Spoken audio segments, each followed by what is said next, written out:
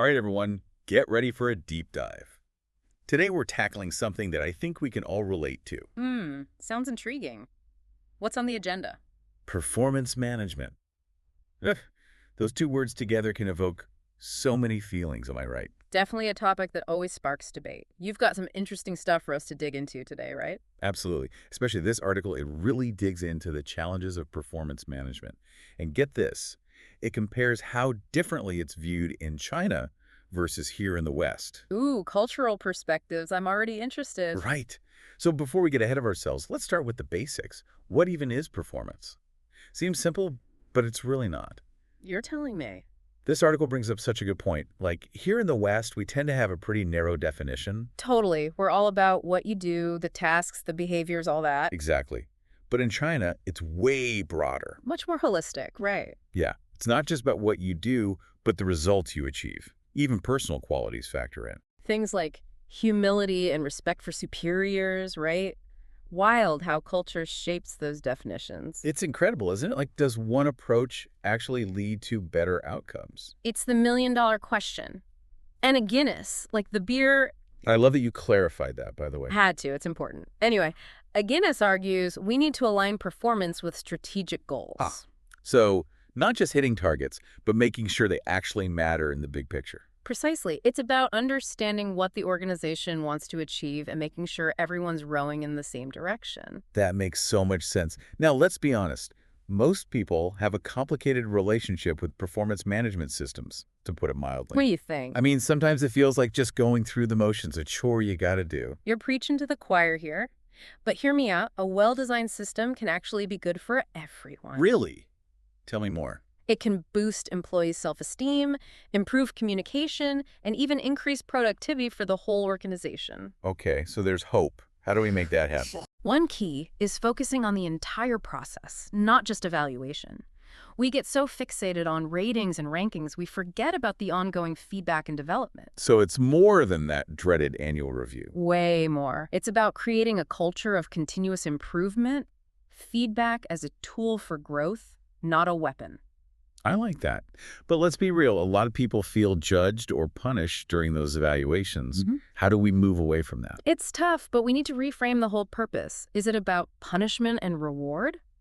Or is it a chance for growth and development? That's the big question, right? How can we create a system that actually encourages growth? Gittes and Liu outlined some key characteristics for building a better system. Any of those stand out to you?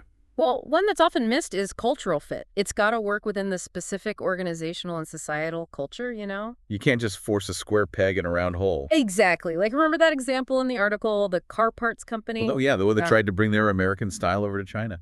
Yeah, total disaster. They were all about individual targets, public recognition, that kind of thing. But it totally backfired. Makes sense. Those values don't exactly scream teamwork and harmony. Right. So you got to understand the people you're designing it for. It's like you wouldn't wear a swimsuit to a fancy dinner. Perfect analogy. What else did Gittes and Liu emphasize?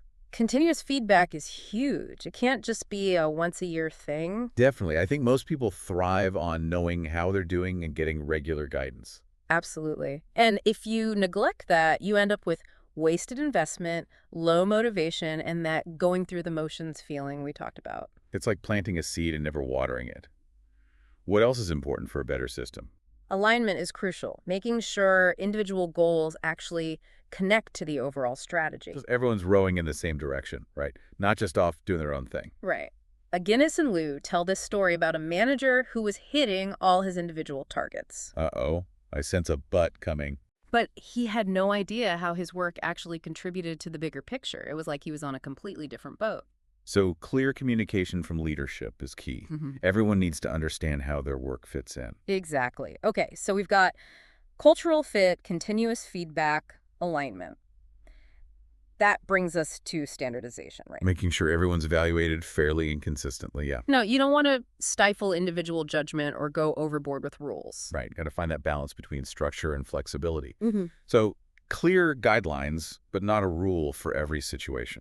Exactly. One way is to have clear definitions for each performance dimension, like communication, teamwork, problem solving. And then examples of what good and bad performance actually looks like. Exactly. It gives evaluators a common framework, but still lets them use their judgment. I bet that helps reduce bias, too. Everyone's on the same page. Absolutely. And training and calibration sessions can help with that too. Evaluators can discuss tough cases together. Kind of like a quality control check for performance management. Exactly. It's about fairness and consistency. But there's one more piece we can't forget, and it's a big one. Okay, don't leave me hanging. What's this crucial element? Accountability. It doesn't matter how good a system is on paper, it can be misused. Right, that makes sense. We've been talking about fairness, but how do we actually ensure things are ethical? Well, transparency is a good place to start. Everyone needs to understand how it all works, the criteria, the decision-making process, no secrets allowed. It's all about trust, right?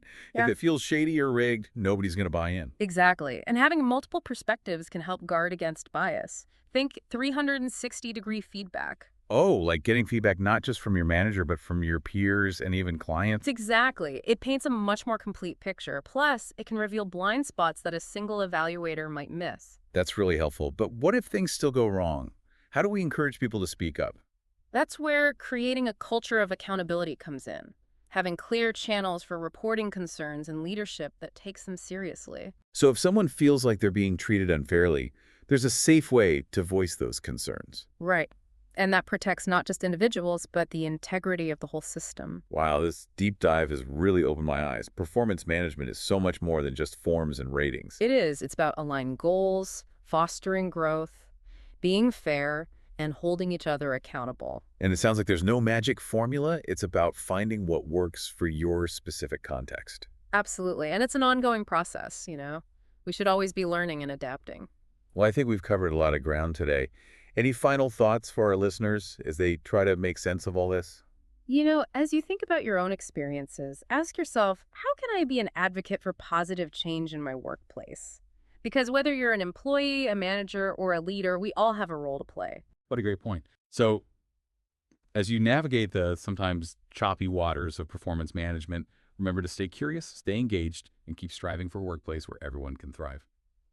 And that's it for our deep dive today. Thanks for joining us.